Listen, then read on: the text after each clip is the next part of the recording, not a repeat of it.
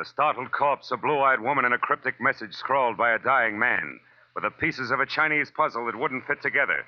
Until I found out what was deadly about the orange dog. From the pen of Raymond Chandler, outstanding author of crime fiction, comes his most famous character as CBS presents The Adventures of Philip Marlowe.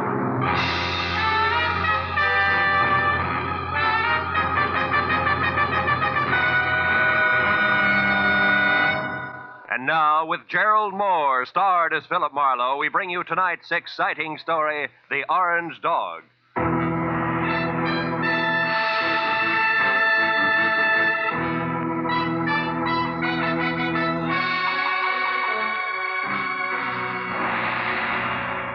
By 6 in the evening of a very slow day, I'd resigned myself to the business of no business. So I took my feet down from my desk, switched off the lights, and started out the door for home with the prospect of a nice, quiet evening ahead of me. But I didn't make it, even as far as the door. Oh. Hello, Philip Marlowe. Marlowe, my name is Shelley Martin.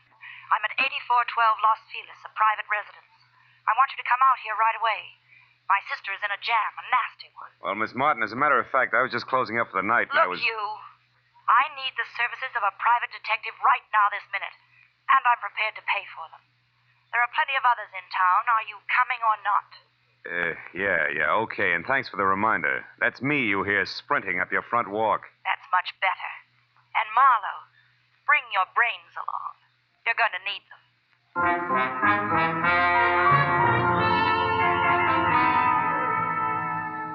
And that was the end of my quiet evening.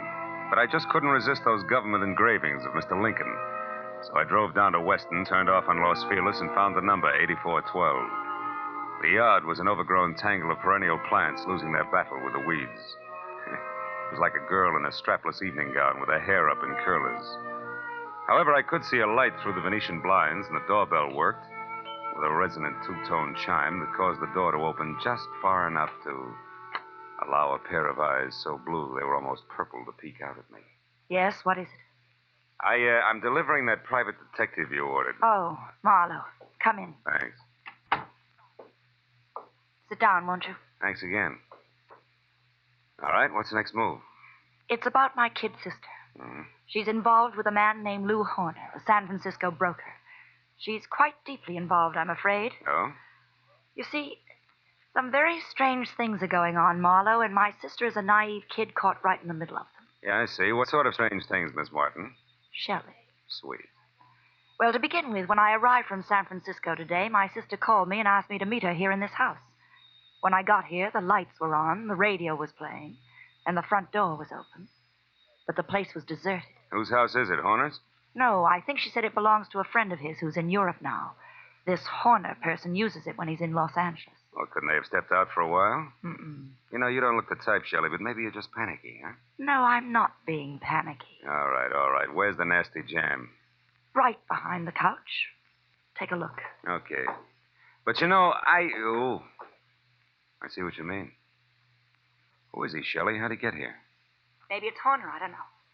I tried to search him, but I couldn't. Mm-hmm. Well, it wouldn't have helped anyway. Whoever shot him cleaned him out. No wallet, no papers, nothing. I found this magazine lying under his hand. Look here. Mm-hmm. He must have written this just before he died. Where's that? Here. Oh. It says, call Marion tonight about the orange dog, a foe. Orange dog, a foe. For what? That's why I called you, Phil. Marion is my sister. And whatever the orange dog of foe is, it must be awfully important. We've got to find out what it means, Phil, for Marion's sake. So far it means murder, honey, and that's for the cops. No. Well, all right, call them. But keep Marion's name out of it. A thing like this could destroy her. But look, maybe she pulled the trigger on our friend here. Maybe, but I don't think so. She's a sweet kid, Phil.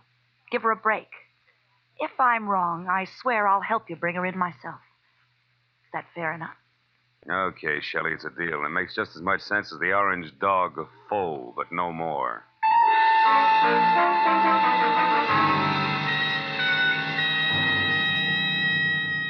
After I'd checked as far as I could on my client and sent her home, which was to the Villa 12 at the Wilshire Gardens Hotel, I ripped the General Squeegee tire ad with the message scribbled across it out of the magazine, folded it up, and stuck it in my pocket.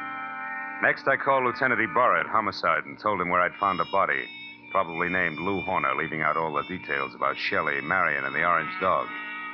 Then I started out the door, but got back as a shadow slid across the walk. I caught a glimpse of a large, ugly head of long, dirty hair set on a small, ugly body that was moving fast. By the time I got out on the walk, Longhair was already putting mileage on a green coupe with a broken tail light. It winked mockingly as it went out of sight. So I got in my car and headed for New Chinatown. It was the logical place to get some information regarding a Chinese dog. I saw a light filtering through a dingy window, illuminating the words James Tang, dealer in Oriental curios.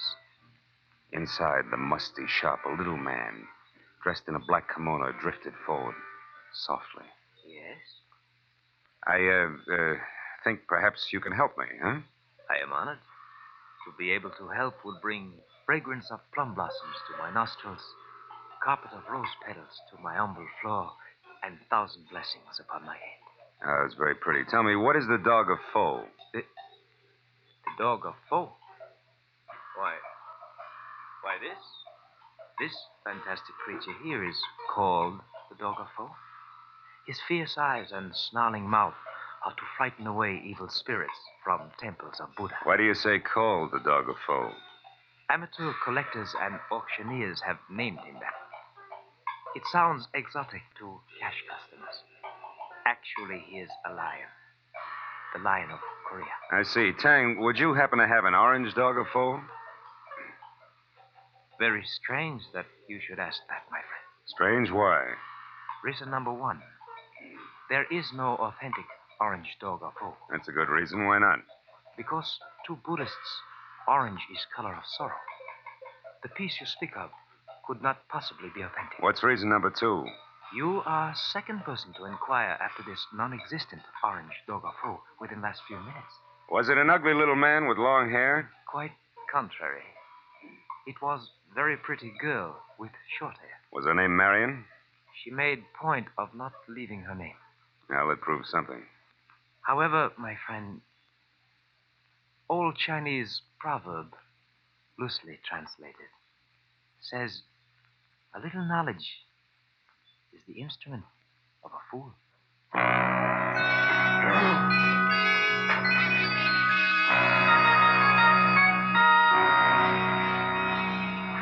There were 9 other curio shops in the neighborhood, so I started making the rounds for the non-existent orange dog of foe and a girl who was interested in one. From the first 3 shops, I got a fast horse laugh and the fact that the girl was still ahead of me. The next 2 netted an insult apiece and a total blank on the dame. And from the 6th, called Saxon's, a glossy, well-ordered place on West 7th Street, the only effect was a coldly curious raised eyebrow. The man in front of me, whom I took to be Mr. Saxon himself, was a gaunt white Russian with a high, naked head the color of warm paraffin. His slender fingers played nervously with each other as we talked. The orange dog of foe. Yes, I have heard of such a piece, I think. It would be porcelain. Probably. This is your business. Who has it, Mr. Saxon? Can you tell me? No, I'm sorry. I believe I heard this orange dog mentioned just once, somewhere down in the village. But I'm sure I could never remember who spoke of it or when. Oh, no idea of its value then, huh? Now that you mention it, I seem to remember the figure 20,000. You mean yen. How much in American money? I am speaking of American money. It would be an importation from China, you know. How could it be worth that much? It's not even authentic, Mr. Saxon. Authentic? You seem to know a good deal more than I about this orange dog. Possibly one would have to see it to appreciate its value. Yeah. Tell me, has a girl been in here tonight looking for this orange dog? A girl? I know. Know anybody named Marion? Marion. No, there is no one in my acquaintance by that name. But why do you ask? Because Marion has quite an interest in the orange dog. I have a feeling they'd make a great team if we could get them together. I see. And what is your name, sir? It's not Fu Manchu, Mr. Saxon. Good night.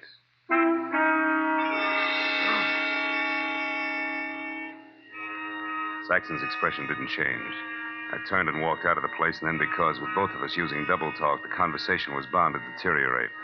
At least I had found out that the orange dog of foe existed and was going for a very high figure, especially for a phony. And it didn't take an abacus to figure out that Saxon knew more than he told me. Well, I started up the sidewalk to the next bric-a-brac emporium when I saw something parked on the side street, which brought me to a halt. It was that green coupe with the broken tail light.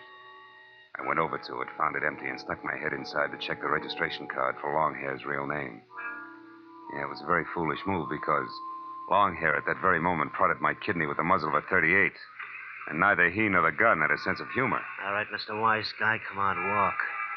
You and me are going up the alley here. What's the matter? Don't you feel at home in the light? Shut up. I don't like it much anyway, so you better ease off with the smart sayings. Okay, this'll do us far enough. Well, Mr. Wise Guy, did you find what you're looking for? You mean the orange dog, Shorty? The answer's no. The orange dog. So that's where the plates are. What plates? You're working for Horner.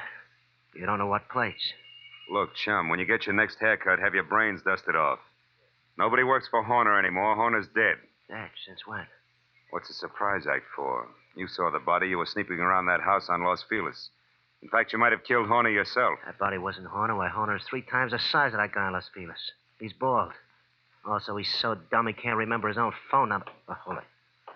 I'm looking for Vera Street where they sell those enchiladas. I'm sorry, gentlemen. I don't want to intrude. Hey, quiet. I'll blow your brains out. All right, now, come on, Mr. Wise Guy. Tell me what Horner's got on his mind. You know all right.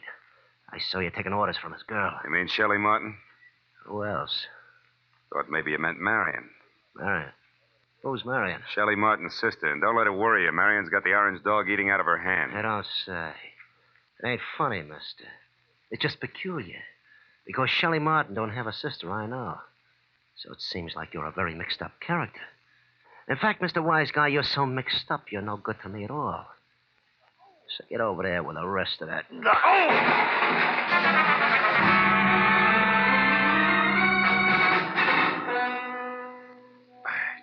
I took my time getting up.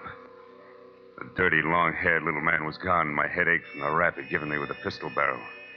And I was disgusted with myself. Dry, dirty, disgusted like a drunk at sunrise because a nasty little jerk with an oversized head and a blue-eyed dynamo with auburn hair had me jumping through hoops like a trained ape. I stood in the alley and swore at myself until the futility of that routine dawned on me. Then I decided to go hunting. But I made one stop first at a telephone to at least get Ibarra off my conscience.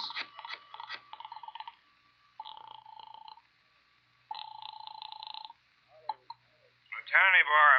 Mahalo, Lieutenant. I just found out that body on Los Feliz isn't Horner. I knew that an hour ago. Huh? The body isn't Horner's, and Horner is no broke. He's a counterfeiter, a big one. Oh. The dead man was a treasury agent named Slade who was closing in on Horner. So if you've got anything you haven't told, Phil, you better get it off your chest. At this point, it's a pleasure. Girl named Shelley Martin's calling the signals about now, and she can be found at Villa 12, Wilshire Gardens Hotel. Yeah, hurry. You'll just about meet me there, Ibarra. Now, wait. Suppose you go alone and find out what you can first. That's a switch. I'll follow in half an hour. Let's not freeze her up, Marlowe. Let's keep her talking, okay? Okay, Ibarra. That's easy for her. She's got a forked tongue. Only this time it's going to wag strictly on the straight and narrow, I guarantee it.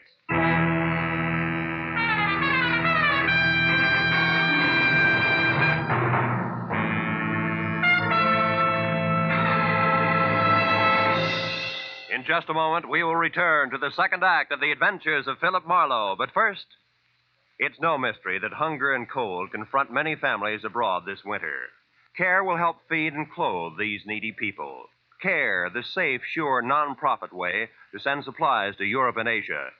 A check to CARE for $10 will send a 21.5-pound, 41,000-calorie food package, or a baby food package, or a layette, or a baby blanket package, or material for clothing. CARE guarantees delivery. You get a signed receipt that your package has reached its destination. Write your check tonight. Mail it first thing in the morning to CARE, C-A-R-E, 50 Broad Street, New York City. And now, with our star, Gerald Moore, we return to the second act of Philip Marlowe and tonight's story, The Orange Dog.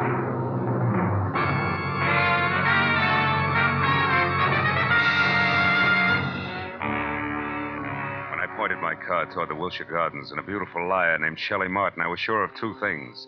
The plates that Longhair had wisecracked about just before he piled me into a row of garbage cans were the engraved kind that counterfeiters use to make money the easy way.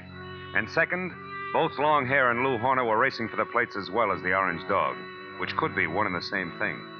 But 20 minutes later, as I pulled up near Villa 12, which was strips of yellow light and raised voices drifting out of half-open Venetian blinds, I forgot about the gentleman involved and concentrated on a lady who didn't have a sister called Marion. I went around to the back of the villa where I found the service door unlocked and the kitchen beyond dark.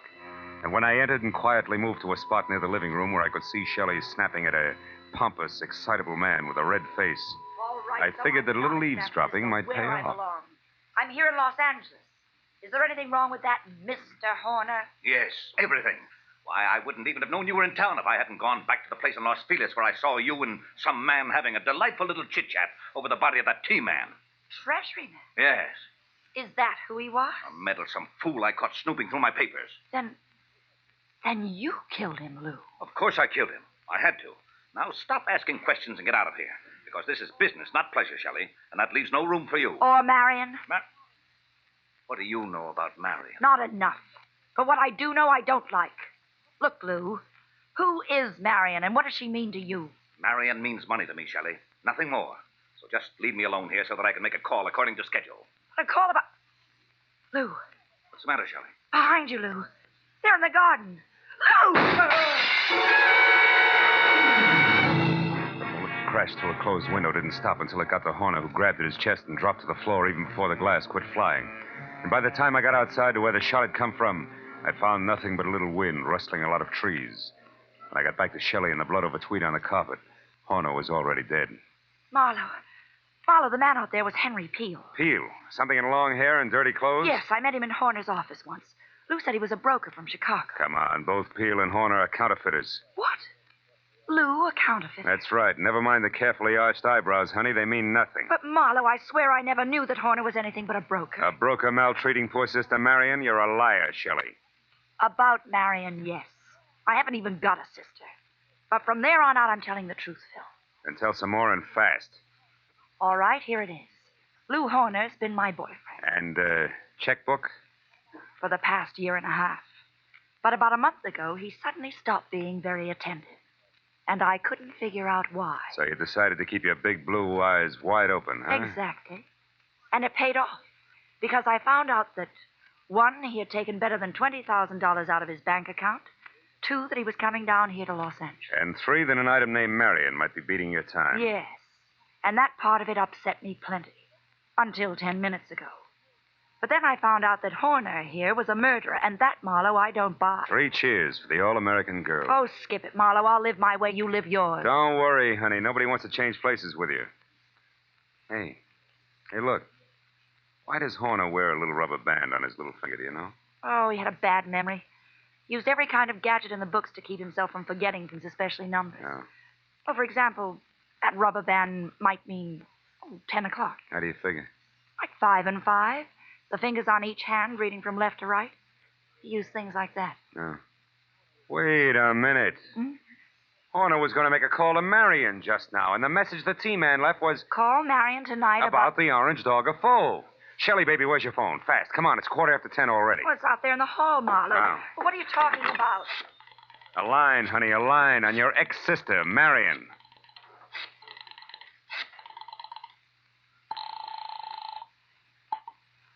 This is Mr. Saxon. Ah. Lou Horner, Mr. Saxon. I know I'm some 15 minutes late with this call, but I'd still like to see you about the orange dog of Foe. Certainly, Mr. Horner. The orange dog is here, waiting for you. Good. I'll be right over. Marlowe, who is Mr. Saxon? A man very close to a lot of trouble, Shelley. Now, look, you wait right here for the law, and in particular, one Lieutenant Ibarra. Tell him nothing but the truth about Horner and what he meant to you in dollars and cents, and you may be all right. But where are you going, Marlowe? To a curio shop on West 7th Street to see, among other things, the orange dog of Foe.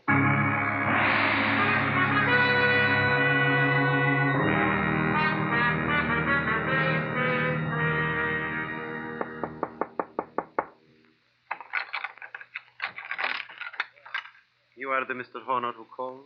Yeah. Also the one who was here this afternoon, you remember? Oh, yeah.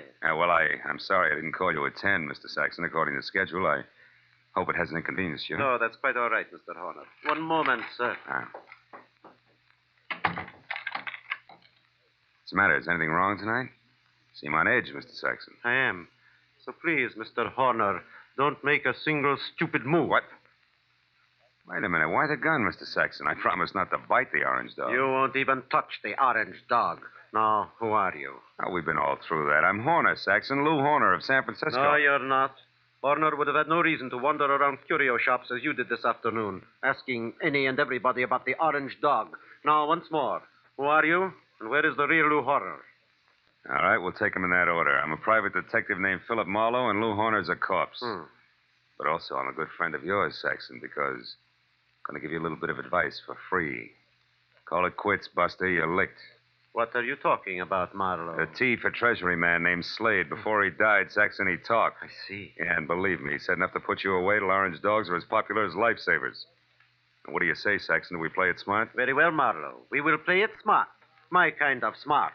Now, turn around and walk through that curtain there. I want to show you something. Orange dog, maybe? Yes, the orange dog of Foe.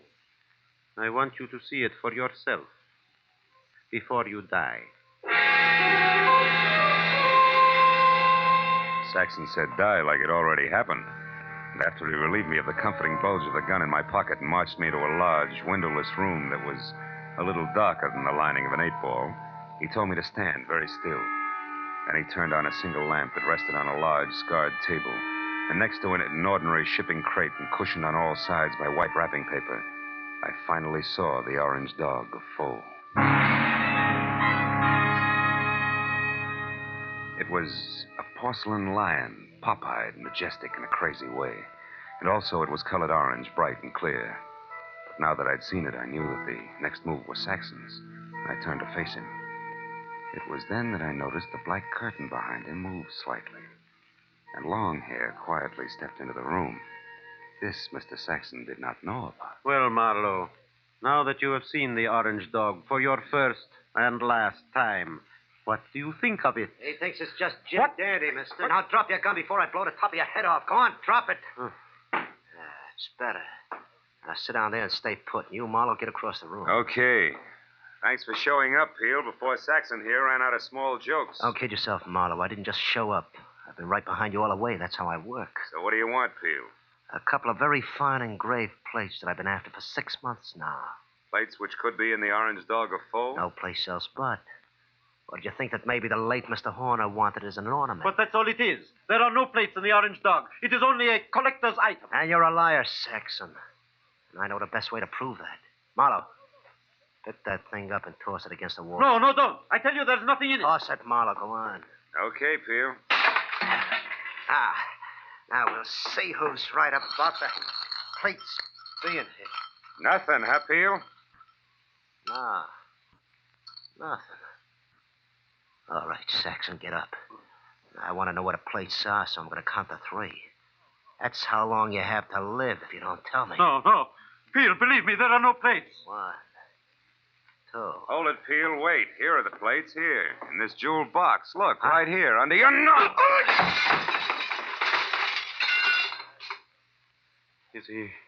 Is he out, Marlowe? Yeah, he's out all right. He took the light with him, too. Is there another lamp in here? No, there isn't. Nor is there another gun. Why, you stinking little... Wait a minute. Those sirens, Saxon, they're heading this way. Police? Yeah, the police. Looks like sooner or later everybody gets together in the back room at Saxon's, But not everybody stays here, so I'll take this wrapping paper and leave now. Wrapping paper? The stuff that was around the orange dog? Yes, a sample of the best grade of counterfeiting paper made, Marlowe. And that's what Horner was supposed to buy, not plates. Those he got a month ago. Still makes you a crook, Saxon, and one who'll never get past the front door. Oh, no, we'll see about that. Marlowe! Keep shooting, Saxon, in the dark. You got 4 shots left. You filthy murderer! Only 1 now, Saxon. That's number 6. You're through, Saxon.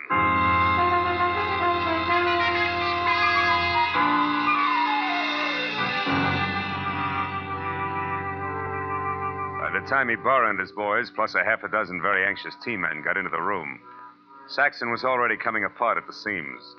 But after a half hour of steady questioning, he split wide open and led us all to a basement hideout where the T-men went wild over a few thousand sheets of A1 counterfeiting paper. But an hour later, after Peel, who admitted murdering Lou Horner, and Saxon, who was ready for the nearest straitjacket, were both in the lockup, There was still the problem of the glib lass from San Francisco. But finally, when Shelley, Lieutenant Ibarra, and I stood under the green light of the globe in front of police headquarters, I knew that the girl who technically was only guilty of withholding information from the police was not going to spend any time in the pokey. Because, after all, I was more or less guilty of the same thing. Besides, Lieutenant Ibarra was still interested in the others. Well, Marlowe, it looks like the whole business actually boils down to a single transaction between Clay Saxon, who had the counterfeiting paper, and Lou Horner, who was supposed to buy it. That's right, Ibarra. But Horner, who must have made his contact with Saxon via some middleman in San Francisco, only had a telephone number and the password, the Orange Dog of Foe, to work on here in L.A. But how'd you get hold of that number, Phil? From the message the T-Man left before he died. You mean you actually called someone named Marion? No, honey, I just dialed Marion. M-A, Madison. R-I-O-N, 7466. Madison, 7466. You get it? Yeah. Another one of Horner's screwy memory tricks, like the rubber band on his 10th finger. Hey, that's pretty good, Phil. Oh, it's an old gimmick, really. I read it in a dozen detective stories. What do you know? Maybe I ought to read some of those. Well, good night, Philip. Look for you tomorrow. Good night, Lieutenant. Well, Shelley, do I show you the way home? No, Marla. Aren't you hungry or thirsty or something? Yeah, I guess I am at that. Well, I know just the place for us, darling. Oh? It's a cute little place right smack in the middle of Chinatown.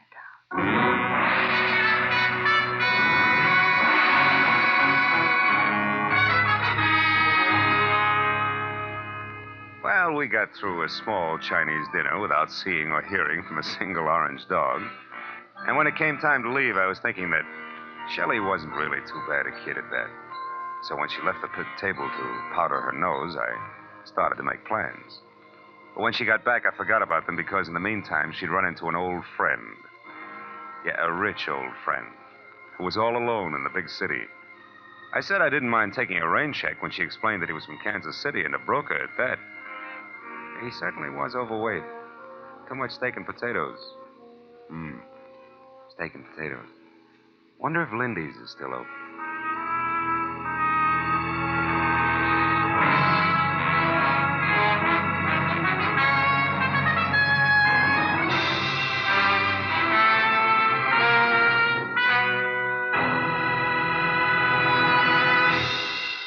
The Adventures of Philip Marlowe, created by Raymond Chandler, stars Gerald Moore, and is produced and directed by Norman MacDonald. Script is by Mel Dinelli, Robert Mitchell, and Gene Levitt. Featured in the cast were Francis Robinson, Edgar Barrier, Tony Barrett, Lou Krugman, and Ed Begley. Lieutenant Detective Ibarra is played by Jeff Corey. The special music was by Richard Orant. Be sure and be with us again next week when Philip Marlowe says... I was hired to find a blackmailer, and I did. But first I found a badly beaten Adonis, a Jezebel with an accent, and a man who had been an easy mark for murder.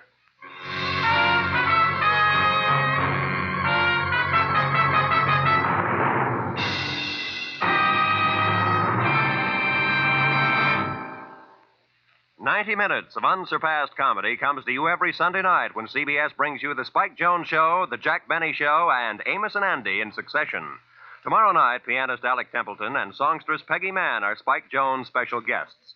Jack Benny and his gang, and Amos and Andy, following in succession, will bring you more of the laughs that make them first for Sunday night fun. Spike Jones and Amos and Andy come to you over most of these same CBS network stations, and Jack Benny comes to you over them all. Now, stay tuned for Gangbusters, which follows immediately over most of these stations.